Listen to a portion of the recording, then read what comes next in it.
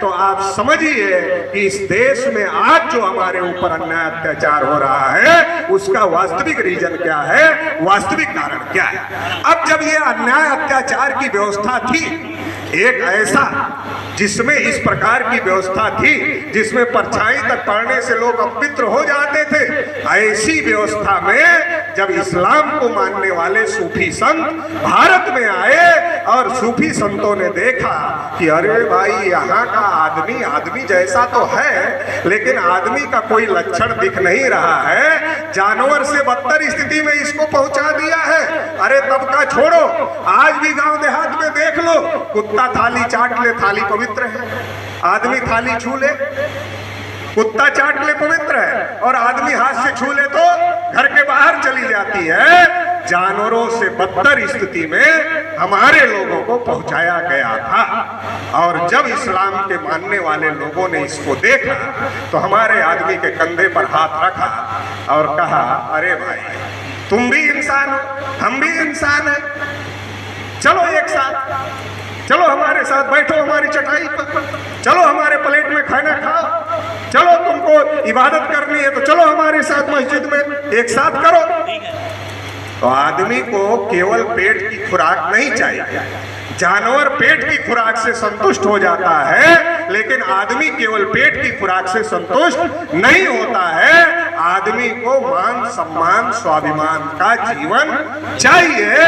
ब्राह्मणवादी व्यवस्था में हमारे लोगों को जानवरों से बदतर पहुंचाया गया, मान सम्मान की जिंदगी छीन ली गई। जब उनको इस्लाम मिला, बराबरी का हक दिया, मान दिया, सम्मान दिया, स्वाभिमान दिया, तो हमारे लोगों ने बड़ी संख्या में इस्लाम को स्वीकार किया।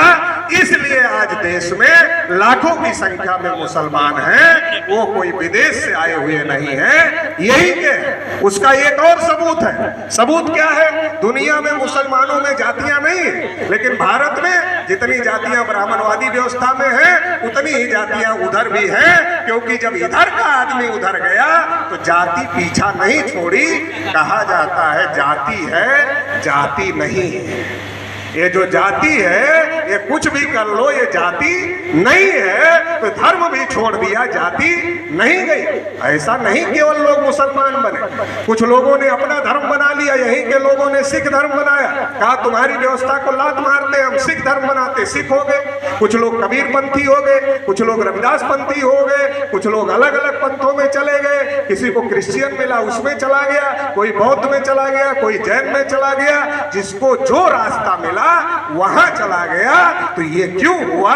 ये इसलिए हुआ कि इस देश की जो ब्राह्मणवादी व्यवस्था थी, उस ब्राह्मणवादी व्यवस्था के लोगों ने हमारे लोगों को गुलाम बनाकर रखा था, और इसकी वजह से ऐसा हुआ। इस बात को ज्योतिबा फूले समझते थे, और इसलिए ज्योतिबा फूले जो अपने ब्राह्मण मित्र की बारात में गए और ज्योतिबा फूले को ब्राह्मणों ने धक्का दे करके बाहर किया, तो ज्योतिबा फूले बहुत दुखी हुई, और दुखी मन से वो बैठे थे, सड़क के किनारे बैठे थे दुखी मन से।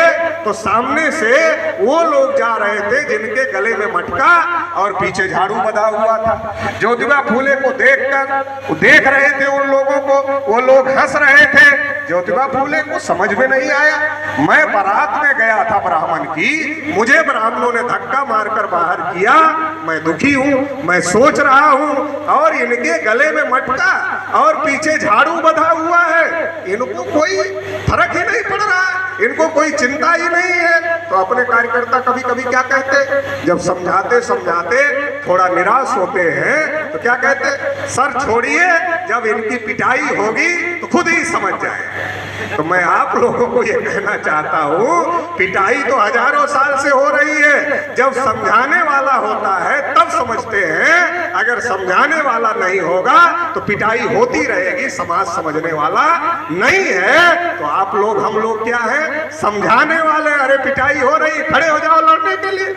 बाबा साहब ने क्या कहा, गुलामों को गुलामी का एहसास करा दो, गुलामों को गुलामी का एहसास करा दो, ये जंजीरें तोड़ देंगे गुलामी की। एहसास से आदमी लड़ने के लिए खड़ा होता है। पिटाई तो ज्योतिबा फूले के पहले भी हो रही थी, लड़ने के लिए नहीं खड़े थे, लेकिन ज्योतिबा फूले को एहसास हुआ कि मेरा अपमान हुआ।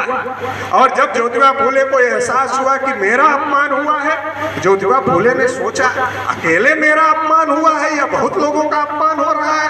तो ज्योतिबा फूले ने देखा, अरे यार अकेले तो मेरा अपमान नहीं हुआ, बहुत लोगों का अपमान हो रहा है, हमसे ज्यादा भी अपमान हो रहा है, लोग बोल नहीं रहे हैं, लोग लड़ नहीं रहे हैं। तो ज्योतिबा फूले ने सोचा इसका मतलब क्या है, एक आदमी से लड़के कुछ नहीं होगा। ज्योतिबा फूले ने क्या सोचा, एक आदमी से लड़के कुछ नहीं होगा। क्यों?